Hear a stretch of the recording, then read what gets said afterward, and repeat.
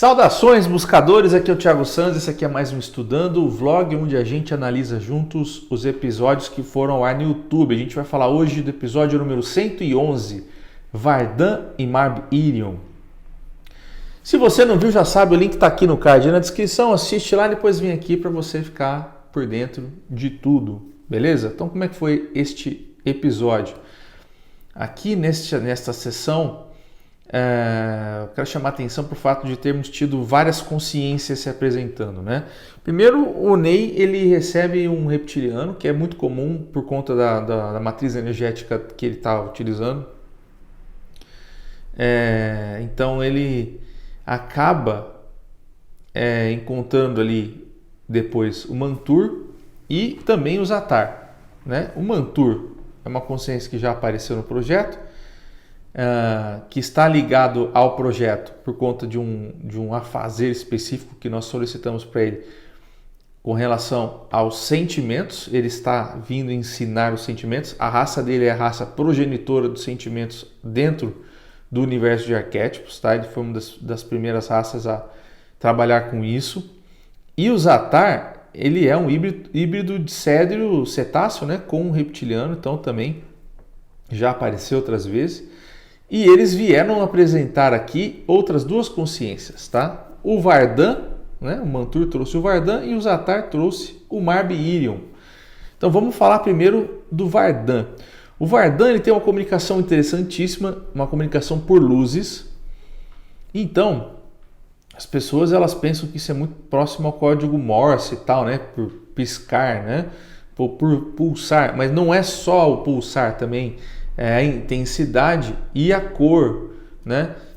Então é muito complexo, né? Isso, claro, a gente traduz isso mais facilmente porque lá nós temos dispositivos e comunicadores, transcomunicadores que facilitam com que a gente consiga trazer isso. E o fato do Mantur estar presente também no ajustamento da situação ali também facilita e muito esse processo, tá?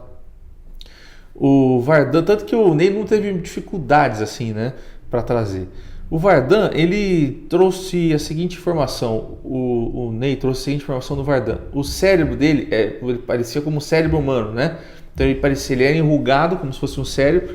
Ele tinha uma membrana azul e com pequenos tentáculos curtos, né? E aí, essa consciência aqui, ela era muito grande. Ela era maior que o Mantur, por exemplo, né? Então, essas são as particularidades do Vardan, que é bem diferente, tá? E o Vardan, ele faz parte de um conselho que foi montado, né, para ajudar a gente a trazer as informações do Mantur. E ele veio explicar o porquê que nós estamos tendo dificuldades em alguns processos, né? Então, ele trouxe algumas informações que eu não coloquei no vídeo para a gente poder entender. Mas basicamente falando, são processos ligados ao corpo humano mesmo, a nós, né? Nossa matriz tem dificuldade de tradução de algumas coisas. E aí o Vardan, ele trouxe uma indução mental muito importante para que o Ney entendesse algumas coisas e nós chamamos essa dinâmica que ocorreu de a dimensão de Vardan, tá certo? Então, o que aconteceu nessa dimensão de Vardan? Essa dimensão de Vardan é como se ela fosse uma dimensão de 18ª grandeza, ou seja, ela está em 18ª dimensão, né?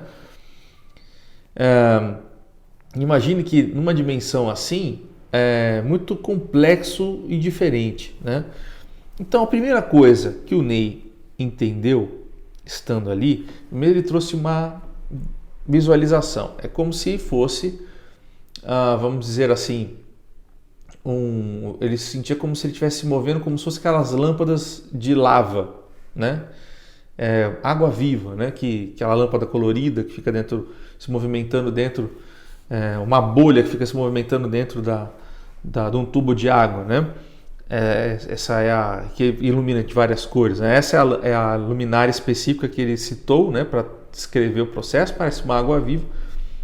E aí ele diz que a primeira coisa que ele percebe ali é que o acesso à informação é instantâneo. Então, ele tem uma fonte da qual ele se abastece de informações. Não estou dizendo que é a grande fonte, né? Há uma fonte, tá? é como se ele tivesse plugado ali no computador específico. E aí ele até menciona computador como um bom exemplo para isso. Depois ele diz assim que outra coisa que ele percebe é que nesta dimensão sempre existe movimento.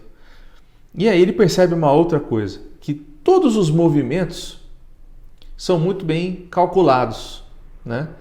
E que eles são capazes de impactar todas as dimensões abaixo, tá? E aí, olha que interessante, ele começa a se questionar.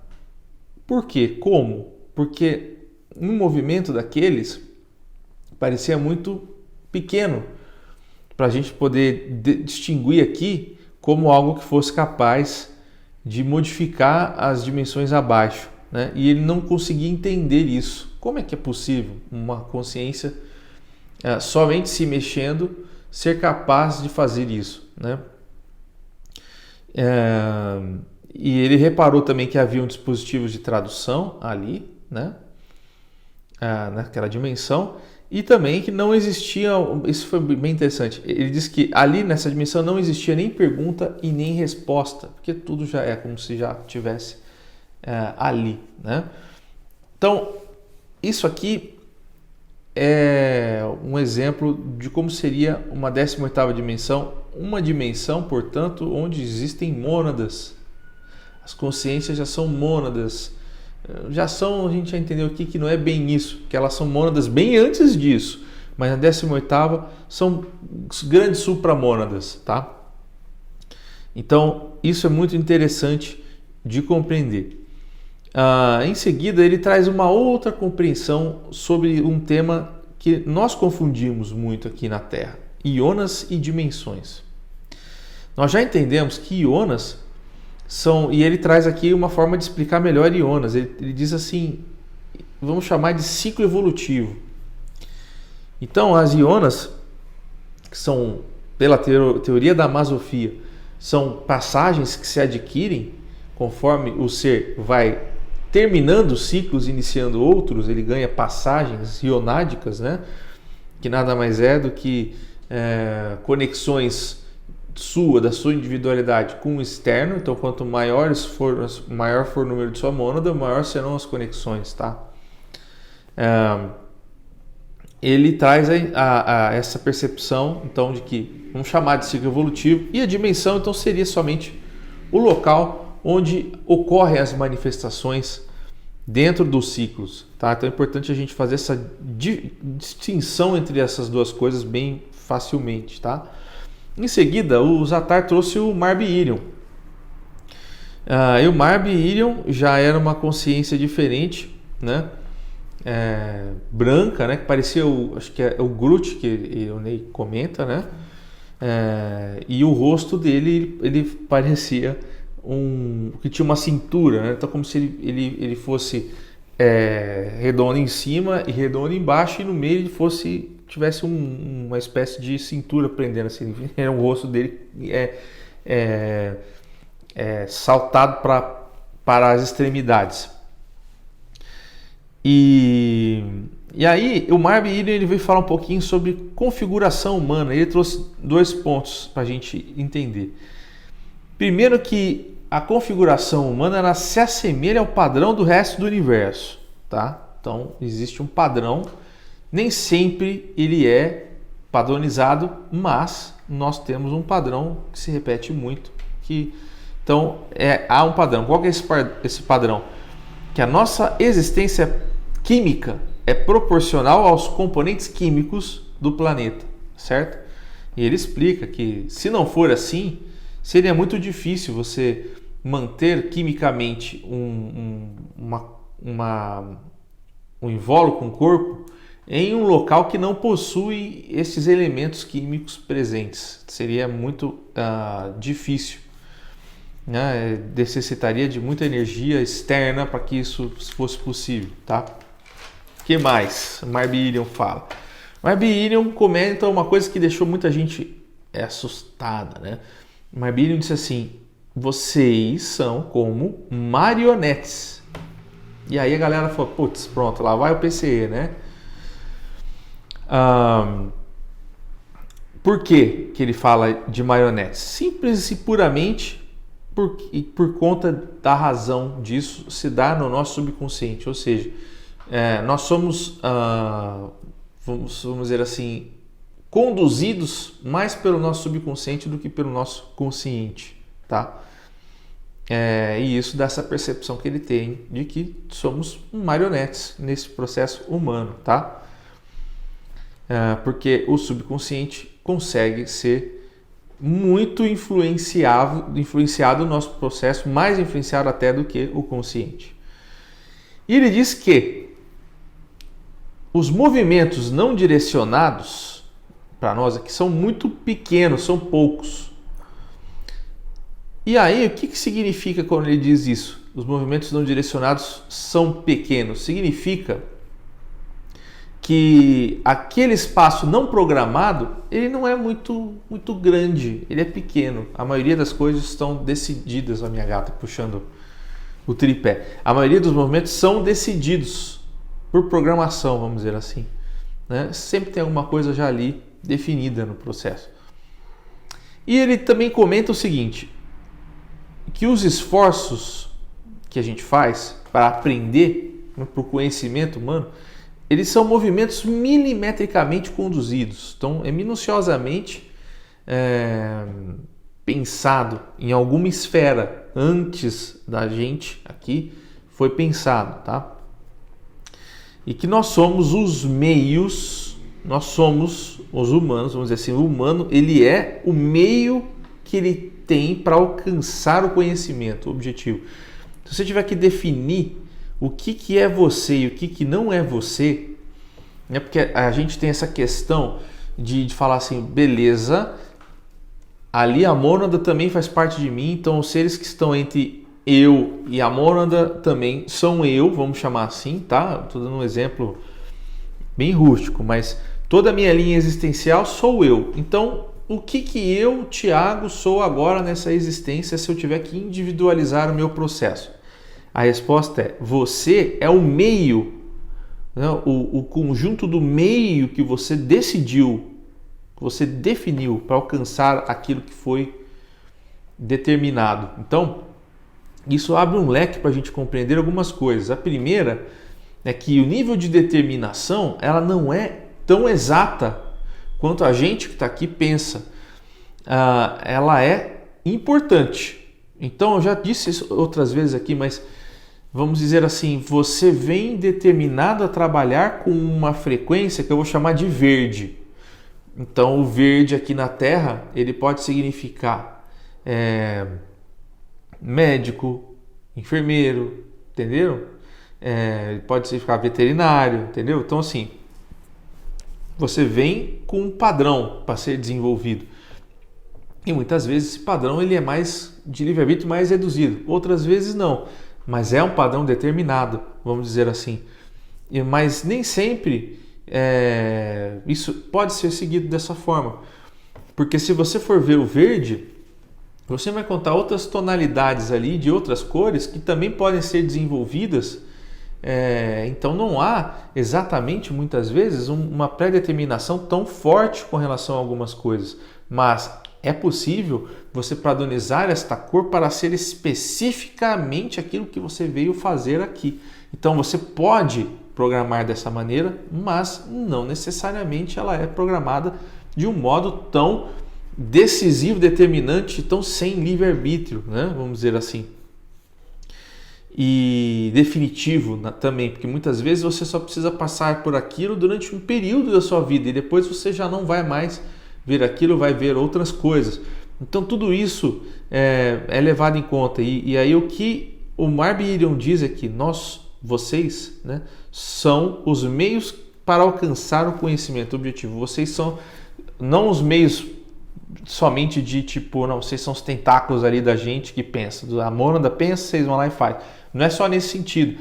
É no sentido de que nós humanos somos as decisões que nós tomamos.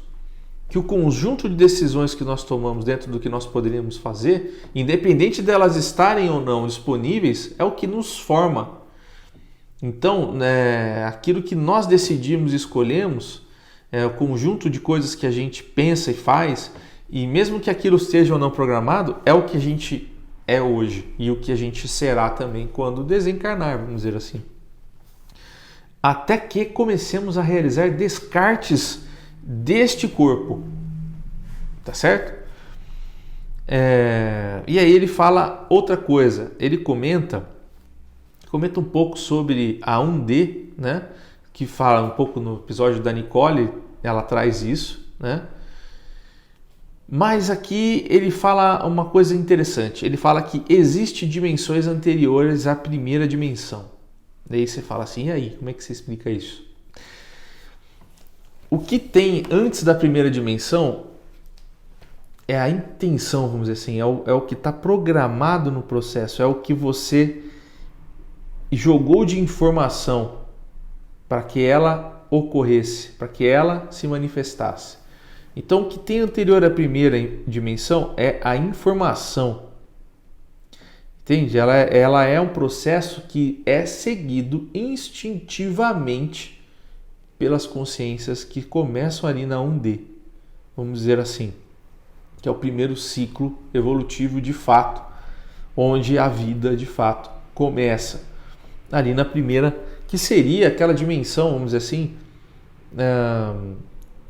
que é do nosso mundo invisível, tá? Então, o que eles quiseram trazer para a gente é essa ideia de que há uma diretriz anterior à primeira. O que isso significa? Isso significa que essa dimensão que é anterior à primeira, inclusive a gente não consegue nem entender. Por quê? Lembra quando a gente fala do conjunto de possibilidades monádicas, que é um tipo de realidade paralela, ou seja, aquilo que está dentro do livre-arbítrio de todo mundo? Se você soma tudo isso, você tem uma série de probabilidades que não são infinitas, mas são pra gente como se fosse. Tá? O humano vendo aquilo é como se fosse, mas não é infinito. Tem uma possibilidade quantitativa ali. E o que acontece nesse conjunto de possibilidades? Quando nós acessamos realidades paralelas, muitas vezes nós estamos acessando essas possibilidades que eram possíveis e não foram concretizadas da forma como nós vemos aqui. Não significa que elas não existam. Por quê? Porque elas existem, porque elas foram o quê? Direcionadas. Aonde? Nessa dimensão anterior à primeira. Estão entendendo? Então, se é possível que ocorra, elas tiveram que ser pensadas. Houve uma diretriz. Então, é como se a vida, para a gente, o acaso fosse invertido. A gente fala e olha que curioso, nossa, que sorte. Entende? Só que no fim é como se a programação ela fosse exaustivamente pensada, definida, como se fosse um grande computador quântico ali fazendo as possibilidades todas, tá certo? E tudo isso que ocorre na primeira dimensão, para que a gente pudesse falar que é o acaso, né? Ela teve que ser calculada antes. Então é muito complexo de entender como que isso se porta, o trabalho que isso precisa haver para que a gente possa experimentar, né? Eu vejo isso de uma maneira muito assustadoramente complexa, né? Se você pensar por essa linha de raciocínio, de que tudo que existe, tudo que você poderia escolher, teria que estar programado para que você pudesse fazer. Muito louco, né? Então, que mais ele fala? Bom, sobre isso, o lance da primeira dimensão, tá? É importante, esse tema vai ser mais expandido, porque ele tem a ver com aquilo que não aconteceu, mas que estava lá. Então, esse ponto é o ponto que a gente tem que entender sobre realidades paralelas, tá? E Marbirion já trouxe aqui uma grande pincelada sobre o tema. E eu termino aqui com uma frase que ele diz aqui. Ele fala assim: ao contrário do que vocês pensam, mônada não é uma consciência perfeita. E a gente já sabe disso, né? O Zala mesmo disse isso em outras sessões, de que a mônada ainda está descartando corpos. Então a mônada ela ainda não está satisfeita, perfeita, definida, né? Ela está sempre em mudança, né? A prova disso é que ela gerou consciências através das suas necessidades, tá certo? Então é isso que nós temos para hoje, nesse episódio 111, tá? Então, sigam os links ali na descrição, considere apoiar o canal aqui pelo Pix ou pelo Catarse, tá certo? E eu vos deixo aqui até semana que vem, povo. Então, tchau, tchau. Muito obrigado.